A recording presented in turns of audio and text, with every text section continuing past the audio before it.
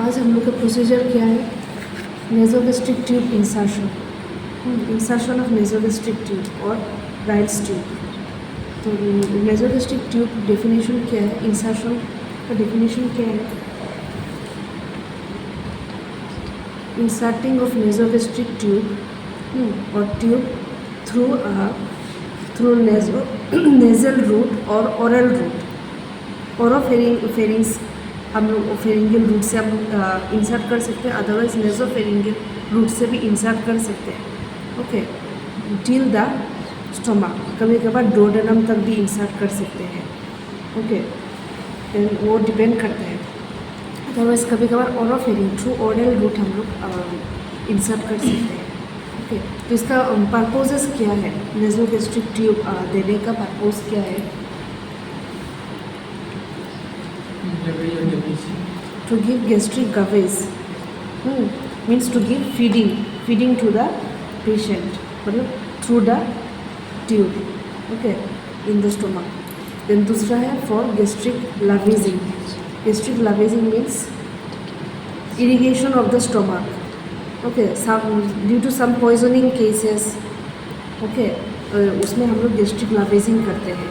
और sometimes due to for decompressing the stomach, okay, sometimes abdominal distension हो जाता है, फ्लूइड बहुत ज़्यादा हो जाता है, गैस फील हो जाता है, उसको डिकम्प्रेस करने के लिए हम लोग राइल्स ट्यूब या नेजोगैस्ट्रिक ट्यूब देते हैं ताकि एब्डोमेन डिकम्प्रेस हो जाए। ठीक है, डिस्टेंडेड से डिकम्प्रेस हो जाए। And sometimes we used to give nasogastric tube for aspirating the abdominal contents, some excessive acids और सम ड्रेन, मतलब पास एंड ऑल। तो मतलब एब्डोमिनल कंटेंट्स कुछ एस्पिरेट करने के लिए हम लोग मतलब राइल्स ट्यूब देते हैं। ठीक है, नेजोगैस्ट्रिक ट्यूब। तो ये हो गया हम लोग का purposes. Okay, now comes to the articles. अभी आ जा, ये देखो। ओके, तो for articles what we need a tray containing McIntosh and towel to prevent the patient from swelling. Then we need a NS solution and a cotton tipped NS solution and a cotton tipped applicator we are taking in a bowl. Okay, cotton tip applicator and NS solution we need to clean the nostrils. Then we need a plaster and a tape and scissors, okay, to secure the nasogastric tube. Then we need a torch, okay, small torch we need to visualize the throat or nose. Okay, then we need a tongue depressor. Okay, that also we need to visualize the throat. Then next we need this this one lubricant jelly. Okay, water soluble lubricant jelly to lubricate the tube. Then we need this one 10 cc or 20 cc syringe to aspirate the nasogastric contents. दिखाई दे रहा है ना? Then we need a nasogastric tube, okay, and उसका French size as prescribed by the physician. So I am taking this 12 French. इसका size है 12 French. You can take 14 French also for adults, and this is usually for children. So you have to take it in a bowl. Then next we need clean gloves because this is a clean procedure. Not sure, we need clean gloves, okay, to wear during the procedure. Then we need a feeding cup with water and a spoon, okay, to feed the patient, means for easy insertion of the trials tube. Then we need a gauze piece, okay, gauze pieces in a container to lubricate the this feeding tube. Okay, then we need a bowl with water, okay, to check the placement of the tube. Okay, we'll do it while doing the procedure. Then we take paper bag and a kidney tray to throw waste materials. Okay, हो गया ना सब? Okay, now okay, we have to identify the patient for whom the procedure is prescribed. Then next what we have to do, we have to explain the procedure to the patient, and if necessary we have to provide privacy. Then we have to arrange the articles, and then we have to prepare the patient.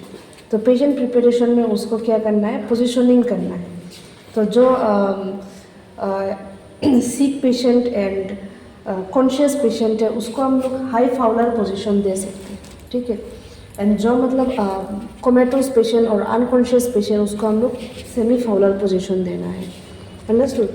सो इसको हम लोग, ये conscious patient है, we are giving her high Fowler position, okay. तो ये हो गया हम लोग का पोजीशन मेंटेन करना है। Then after that what you have to do, we have to put this Macintosh and towel over the patient's chest like this.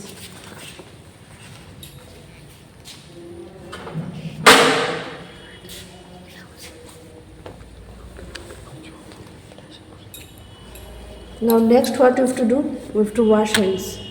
Before every procedure हम लोग को हैंड वॉश करना है। डार्क आ रहा है या दिखाई दे रहा है? फ्लैश ऑन कर ले, फ्लैश ऑन करता है तो ऑन करो। Then we have to wash hands, okay.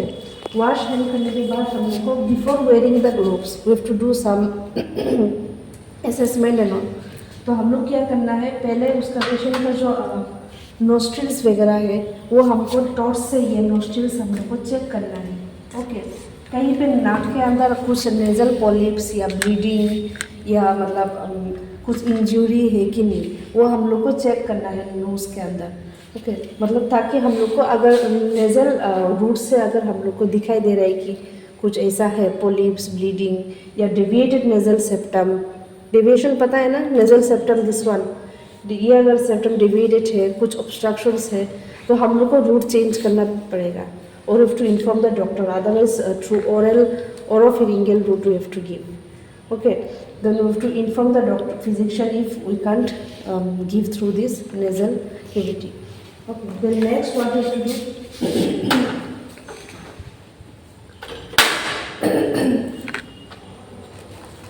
then we have to cut the plaster ready करके रखना है, okay.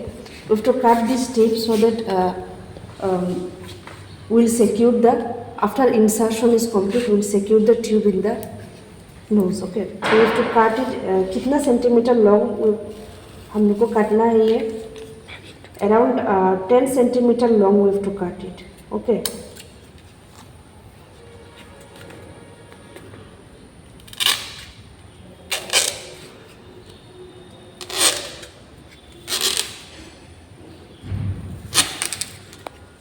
ये तो 10 सेंटीमीटर हो जाएगा ना, होगा कि नहीं? समवॉट 10 सेंटीमीटर, अप्रॉक्स 10 सेंटीमीटर होगा, ओके। एंड इसको क्या करना है, फिर से बीच में काटना है,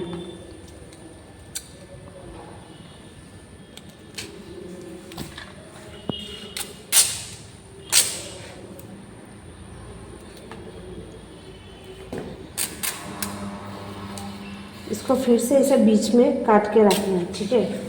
We have to keep the tape ready before wearing the gloves. Okay, we have to keep it. Then another small tape we are keeping, the small tape we are cutting and keeping it ready so that we have to measure the Ryle's tube and we have to mark it with the adhesive tape. Okay, so now what we have to do, we have to wear the gloves.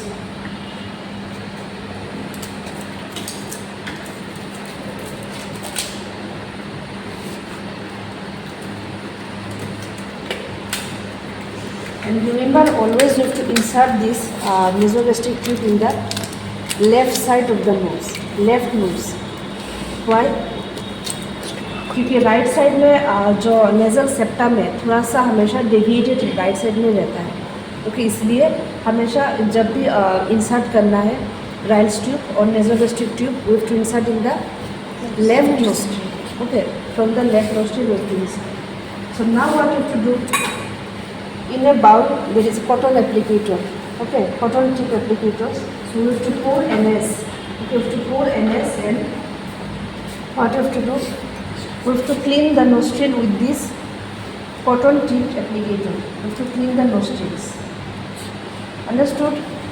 Then we have to throw it in the paper bag, okay. So now what we have to do, we have to take a gauze piece.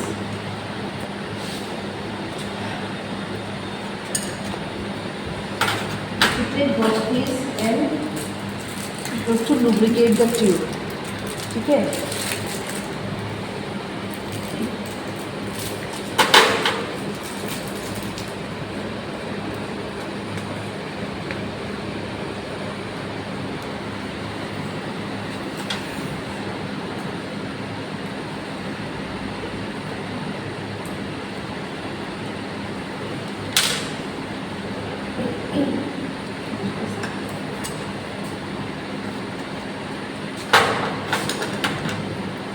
तो gauge piece में हमको क्या करना है, lubricant लगाना है, ठीक है।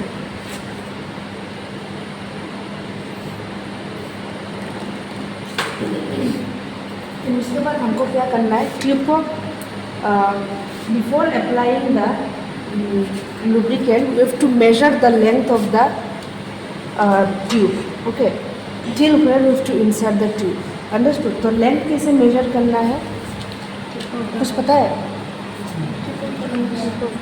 अम्बिलिकल से ईयर तक, ईयर से नोज तक। From the tip of the nose till the earlobe, you have to measure. Then from the earlobe till the wait. From the tip of the nose to the earlobe, and from the earlobe to the xiphoid process. Xiphoid process कहाँ पे है? Almost इधर में marking दे के रखे है। The end part of the sternum, xiphoid process. We have to measure it. मतलब till here we have to insert the tube. Okay. Then what we have to do? We have to mark with adhesive tape. We have to put the adhesive tape as a marking. Okay. Now what we have to do? We have to lubricate the tube till 10 or 11 centimeter. We have to lubricate the tube with the gauze piece. तो almost 10-11 centimetre इतना तक तो हो जाएगा ना।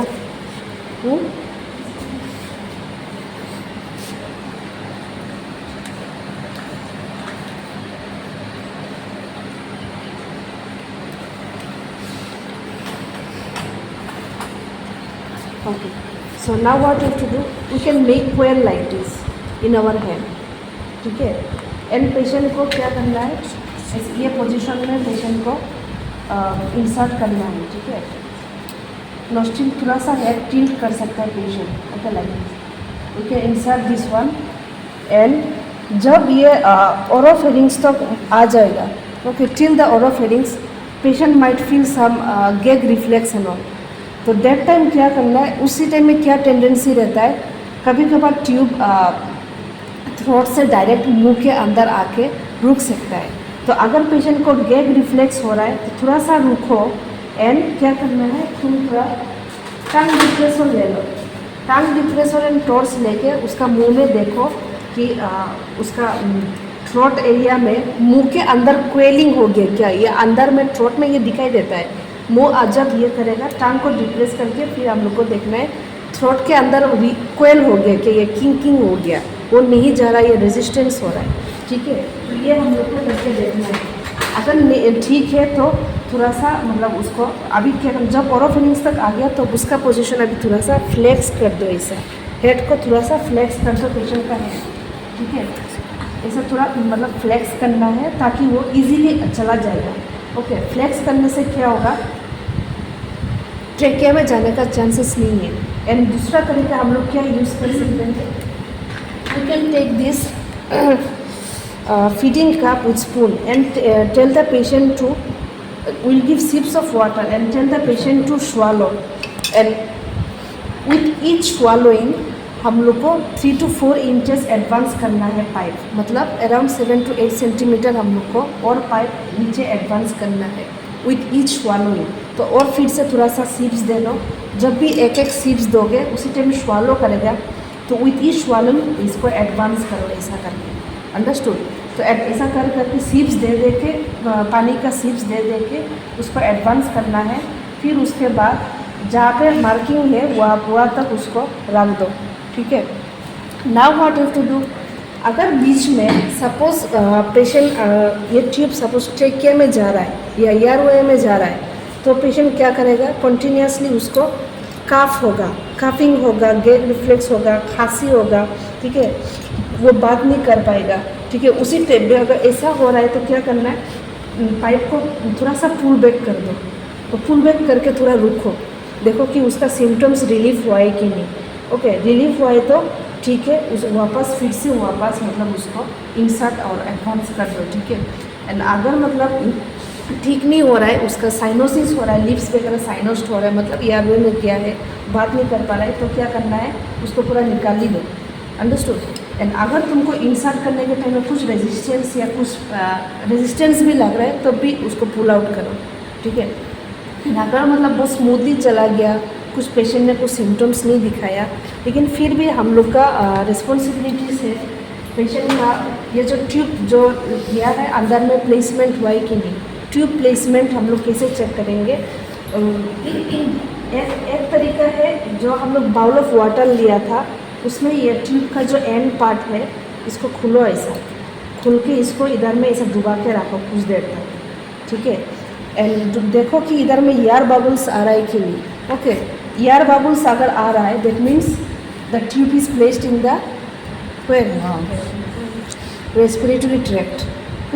With each expiration there will be air bubbles in the water, okay। and अगर कुछ air bubbles नहीं है that means it is in the stomach, okay। ये है one check।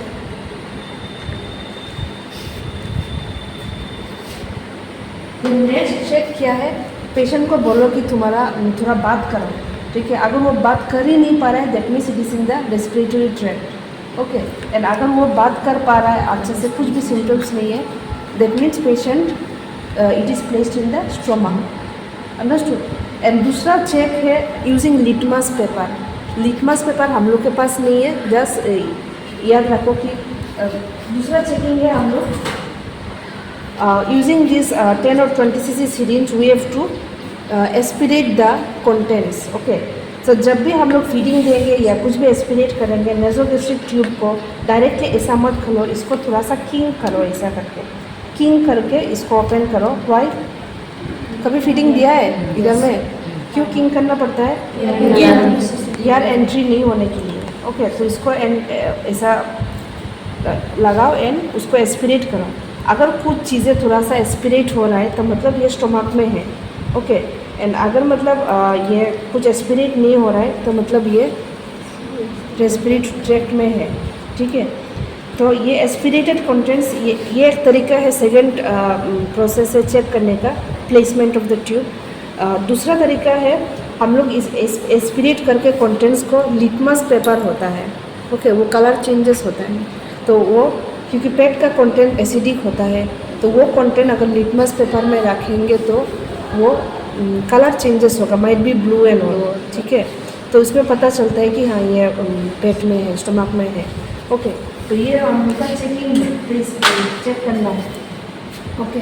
And with goats pieces अगर रिमेनिंग कुछ सिक्रेशन रह गया, रिमेनिंग कुछ सिक्रेशन रह गया नाक में या ऐसा है, we have to wipe it and we have to throw it, okay. No अभी क्या करना है, ओपन द ग्लोव्स, ठीक है। हम लोग को ट्यूब प्लेसमेंट करना है, सो ट्यूब को सिक्योर करना है, okay. So just take this and put it in the bridge of the nose, okay. कभी सिक्योर किया ट्यूब, इसको क्रीज क्रॉस पोजीशन में इसको सिक्योर करो, ठीक है।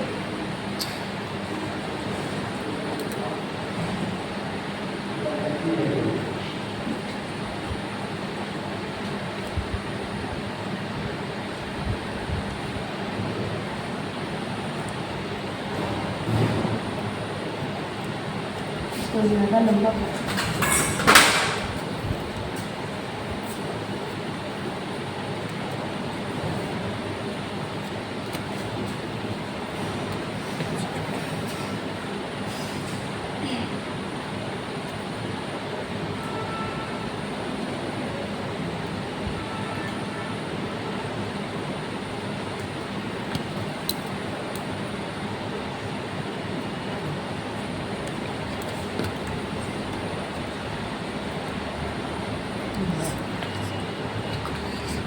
Actually bridge of the nose में होना चाहिए, ठीक है। इसका नोज भी ओरिजिनल नोज तो लंबा होता है ना।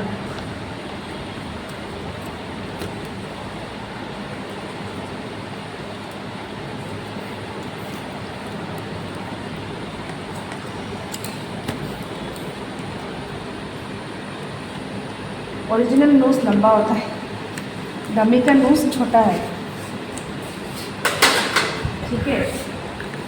एंड दूसरा वाला ये जो रिमेनिंग जो पार्ट है इधर हम लोग इसको रिमूव कर दो। एंड उसका जो गाउन है, गाउन पहना हुआ है, इस गाउन में हम लोग टेप करके रख सकते हैं, ठीक है।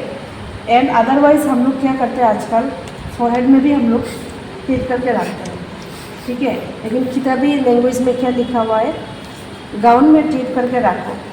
तो एग्ज़ाम में क्या करना है, कहाँ पे टेप करके रखना है, गाउन में। हॉस्पिटल में अलग सा फॉलो करो, ठीक है। देन उसके बाद क्या करना है, ये जो रिमेनिंग जो चीज़ें हैं उसको हटा के, रिमेनिंग चीज़ों को हटा के पेशेंट को कंफर्टेबल पोजीशन दे दो, ओके। एंड फॉर फीडिंग हम लोग नेक्स्ट करेंगे। फिर उसके बाद पेशेंट को कंफर्टेबल पोजीशन देने के बाद हम लोग को क्या करना है, after every 4 to 6 hours we have to give oral care, mouth care we have to give, okay. क्योंकि उसको उसी टाइम में ओरल हाइजीन मेंटेन करना बहुत इंपॉर्टेंट है, क्योंकि ऑलरेडी एक ट्यूब अंदर में इंसर्ट किया हुआ है, ठीक है। एंड उसी से इन्फेक्शन हो सकता है। फिर after that what have to do, we have to record the procedure. उसमें क्या क्या रिकॉर्ड करना है, date and time and aspirated contents जो है वो कलर क्या था, ठीक है, कितना एस्पिरेट हुआ है, and any infection is there, तो ये सब चेक करना है। एंड इनटेक आउटपुट चार्ट में हम लोग को स्टार्ट करना है अगर फीडिंग वगैरह देना स्टार्ट किया है, ओके।